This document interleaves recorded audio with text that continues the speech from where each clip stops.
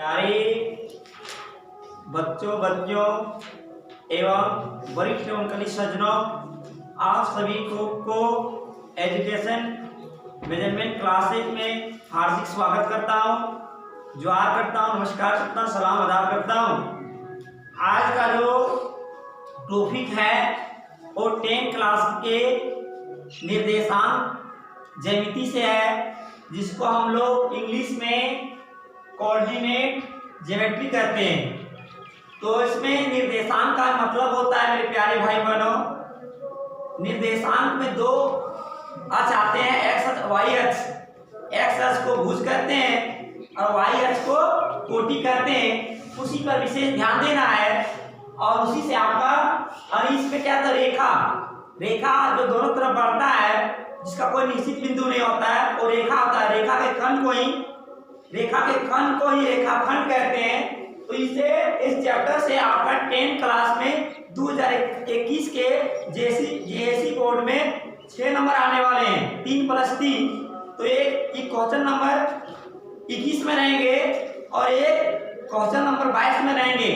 इसमें विशेष ध्यान देने की जरूरत है। जिस टॉपिक को मैं आज बता रहा हूँ, क्या है, ए बी की दूरी सूत्र सबसे मायने रखता है।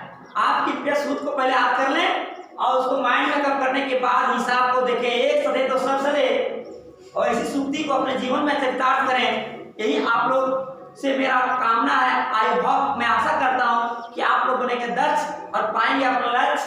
देखिए, ए बी की दूरी, यदि ए बी की दूरी है तो उसको हम लोग लिखेंगे, मान लिया कि ए से बी, यहां से यहां की दूरी क्या होगा, ए और बी।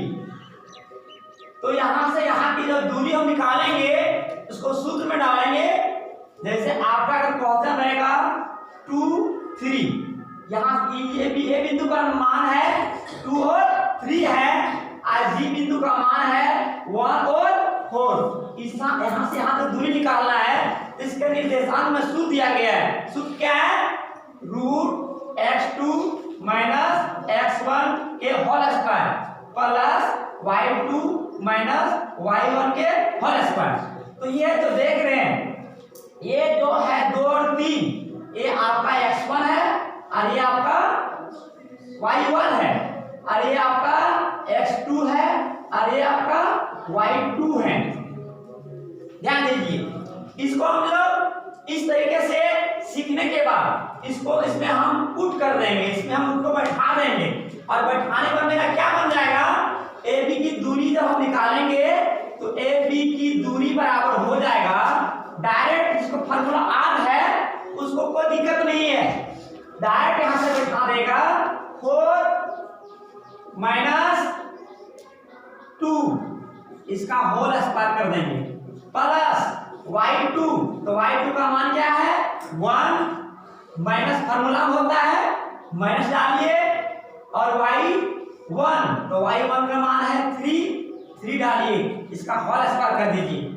और इसमें जो ब्रैकेट वाला काम पहले होता है उसको कीजिए, 4 में 2 घटाएंगे, 2 बचा, इसका होल स्क्वायर। इसमें 1 है और -3 है, तो माइनस ज्यादा है, तो माइनस में 1 हट जाएगा, तो कितना बच जाएगा आपका, -2 बच जाएगा होल स्क्वायर। आप क्या करेंगे, ये 2 स्क्वायर बराबर 4, और इसको भी लिखेंगे, ब्रैकेट में गुना पहले होगा, 2 × 2 करेंगे 4, माइनस माइनस प्लस, और प्लस को प्लस से गुना करेंगे तो प्लस। ये आपका मेरे भाई 2 और 4 और 4 8 हो गया। तो 8 का जब हम वर्गमूल निकालेंगे, रूट का मान होता है वर्गमूल, तो इसमें पेयर लगाएंगे 2 का, एक 2 का 1 2 1 2 रह गया, इसको अंदर ही आपका करेक्ट हो सकता है, एग्जाम में आपका आ सकता है। इसको आपको ध्यान में रखने की जरूरत है। 2020 के एग्जाम में आ सकता है, 20 में आया नहीं, ऐसा ही क्वेश्चन था, 2021 में भी आ सकता है, आपका 3 नंबर लेके लिए आ सकता है। तो और विशेष में ध्यान रखने की जरूरत है कि इस तरीके से आप क्वेश्चन देख लीजिएगा। अगर यहाँ आपका वैल्यू माइनस में रहे और फार्मूला में यहाँ माइनस है, दोनों को डायरेक्ट उठा सकते हैं, माइनस को हम प्लस करके डायरेक्ट यहाँ प्लस लिख सकते हैं। तो ये आपका क्वेश्चन बन गया। इसको एक बार नहीं, बार बार देखिए, 1000 बार पढ़ने से अच्छा है एक बार अच्छा समझना। यदि एक बार आप अच्छा समझ गए तो 1000 बार पढ़ने की आपको जरूरत नहीं है। ये आपका ए बी की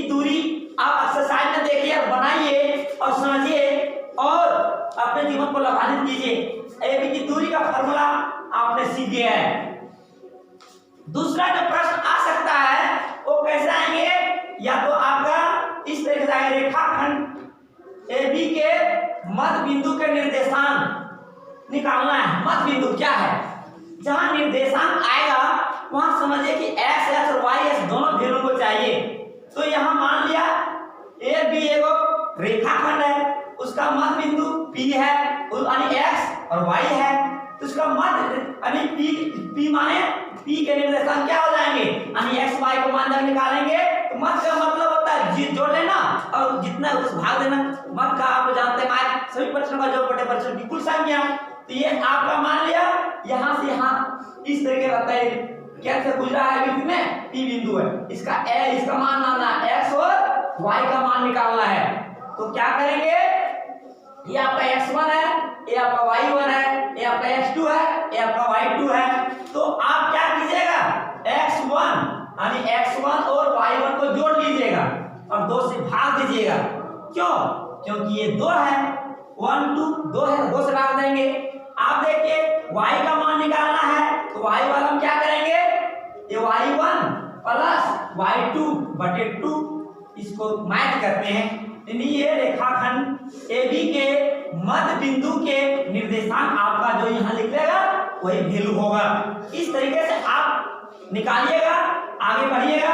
और विभाजन सूत्र जो अनुपात में डिवाइडेड करता है, डिवाइडेड जब अनुपात में करेंगे तो वो होगा प्रश्न, तो उसमें क्या करेंगे, वैसे स्थिति में आपको सूत्र जो आएगा x बराबर m1 x2 plus m2 x1 बटे m1 प्लस m2, इस फार्मूला में आपको बिठाना है।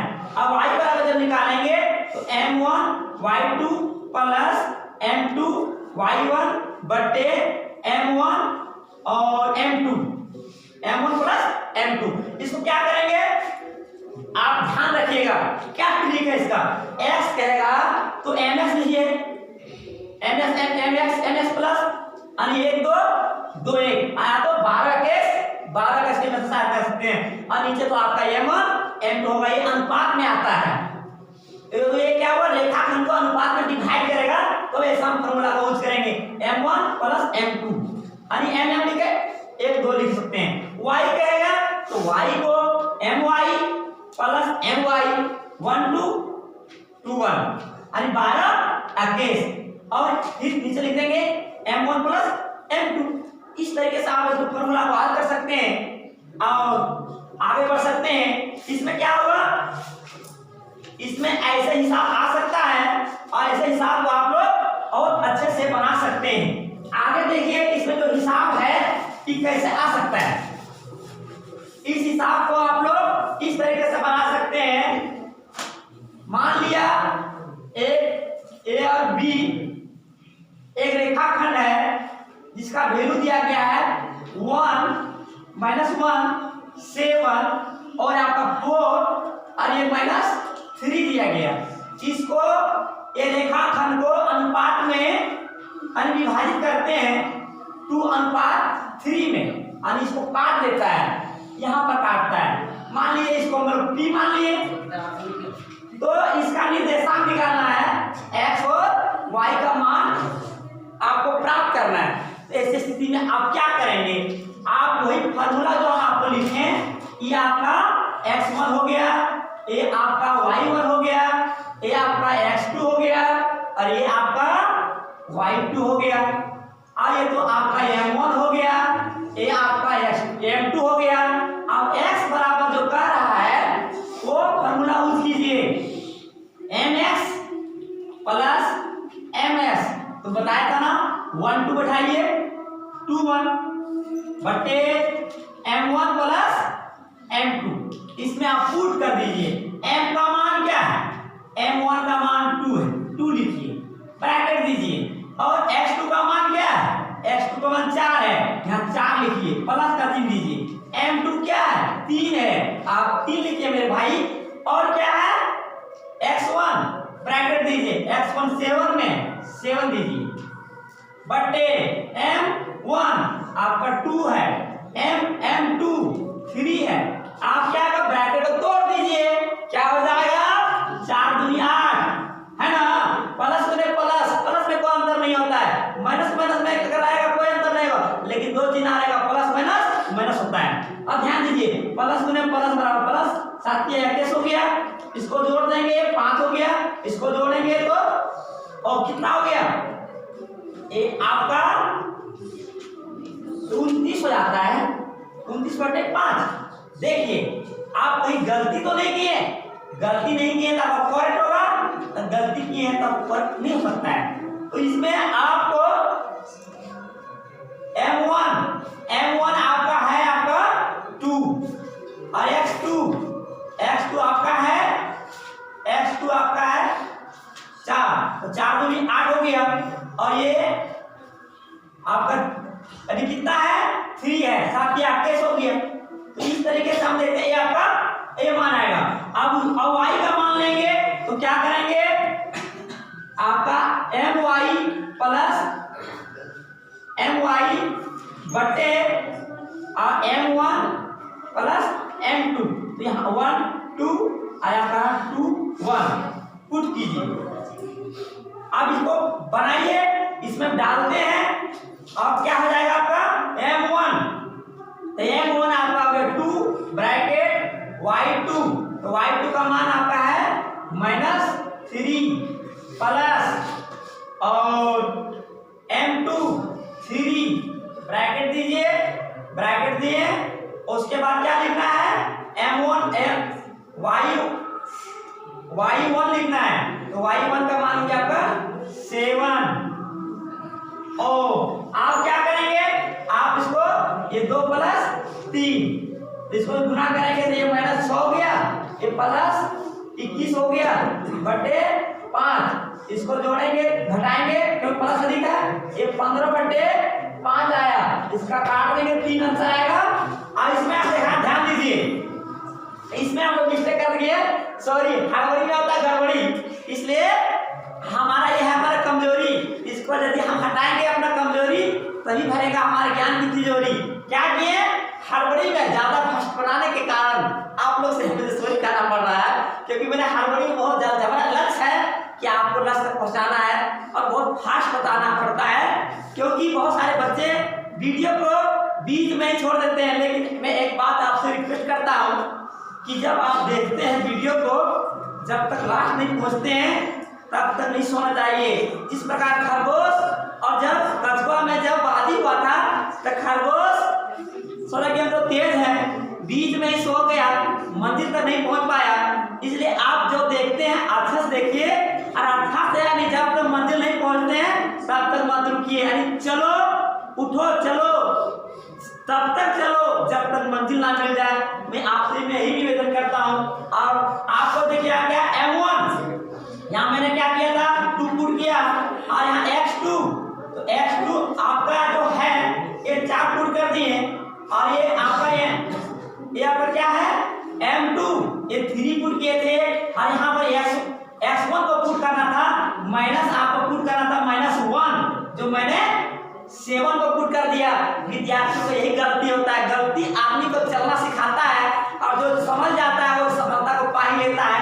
परीक्षा में ऐसा ही होता है, हड़बड़ी में ज्यादा गड़बड़ी हो जाता है। इसको जब गुना करेंगे तो ये 8 होगा, और ये आपका -3 हो जाएगा। अब क्या करेंगे, इसको हम लोग 8 में 3 घटा देंगे, 5 बचेगा, 5 बटे 5 बराबर 1।